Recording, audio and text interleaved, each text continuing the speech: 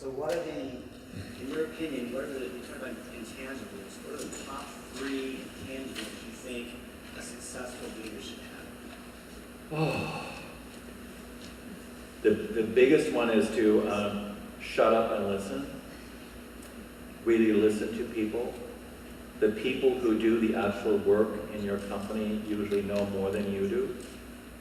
And that sounds so simple, but the expectation is that as the senior leader, you're constantly supposed to demonstrate how smart you are, and you have to have an answer. So I coach people all the time under pressure. The same thing is true for you. You know, where we're expected to have a quick solution, an instant solution for a client, even if we're not sure. So the ability to say, I'm not sure, let me think about it, to hang on ambiguity a little more is very powerful. The second part I talked already is the ability to emotionally connect with people. And I actually do a lot of language work with leaders around it. To give you a little classic example, when a company is working with, you know, they have people who write their scripts for them. They created these videos where this company was spinning off another company.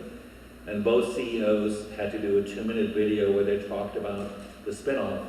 And they have a very good writer for them. And the writer had them each say, we're excited about this thing.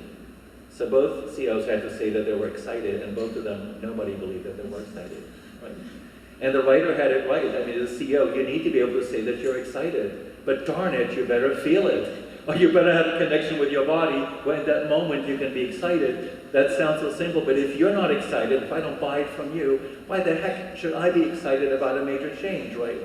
So if you no longer know how to be excited about your work and connect emotionally, and you expect me to care, and the third one for me would be having difficult conversations.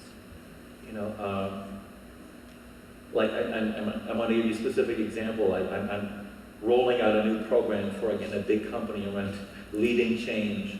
And one of the things, and I want to be specific with you now because I think it's hard for all of us in the room, you know, is how do you have conversations when you have a major change going on and people continue to whine and complain about it, and they do it for too long.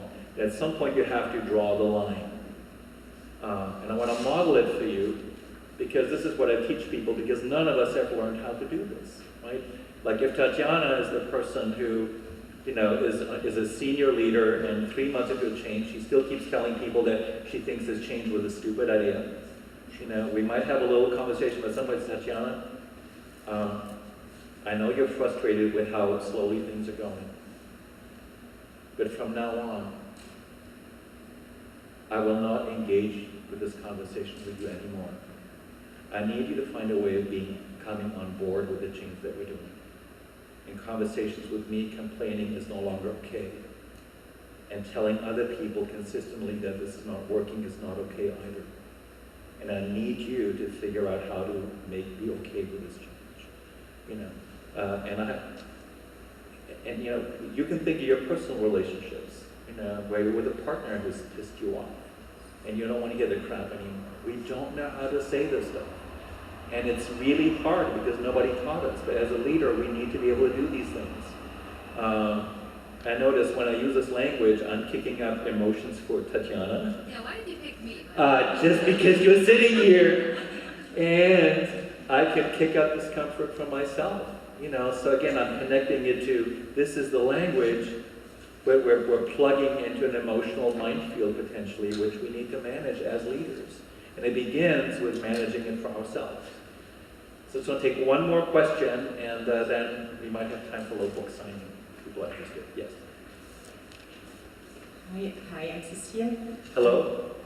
I have a question for you.